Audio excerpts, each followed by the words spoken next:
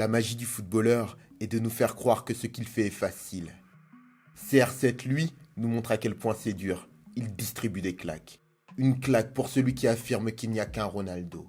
Une claque pour celui qui explique le talent par le don. Une claque à celui qui classe les joueurs en deux catégories, les bourreaux de travail et les artistes. CR7 appartient aux deux, c'est le joueur ultime. Il maximise ce que la nature lui a offert pour atteindre l'efficacité maximale, pour correspondre le plus possible aux jeux rapides et de transition d'aujourd'hui. Une claque, car tellement réglé, précis, efficace. Une claque aux pseudo-puristes qui ne jurent que par un foot fantasmé ou passé, regrettant une inspiration ou une magie disparue. Une claque aux jaloux, aux rageux, renvoyés à leur médiocrité. Par sa simple réussite, ses abdos, son sourire Colgate refait, sa prestance, sa puissance, ses célébrations, ses followers, le Portugais humilie ceux qui parlent, mais qui n'agissent pas. Cristiano, ce héros moderne, toujours à la mode, à la pointe, jamais ringard. CR7 te baffe et tu préfères fuir, l'ignorer, le haïr, que d'assumer tes faiblesses, toi, l'imparfait, dans une société qui te pousse sans cesse au progrès.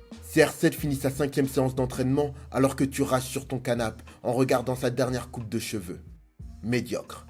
Mais je te comprends.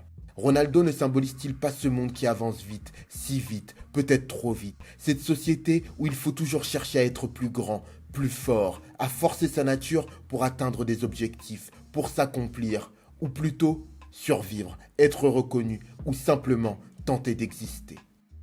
Ronaldo aurait pu se contenter d'être un très bon joueur, un ailier dribbleur, mais il a refusé pour se muer en véritable tueur. Il a accepte de souffrir malgré les millions, l'âge, le succès, les trophées et le talent de Léo Messi. Malgré ces claques, pourquoi préfères-tu encore la magie au travail acharné? Sans doute car il est plus simple de s'incliner face à l'inné que de constater que beaucoup de victoires sont également à ta portée. Dans un monde désenchanté, Ronaldo n'est pas un dieu, ni une légende, mais un héros, un super-héros. Parti de chez lui très jeune, il a beaucoup pleuré, sans jamais reculer. Il a su écouter, sans s'écouter, tout en s'écoutant. Parfois, pour s'armer, devenir fort, il est ce champion, toujours prêt à relever de nouveaux défis. Celui qui est là pour te rappeler que tout est possible.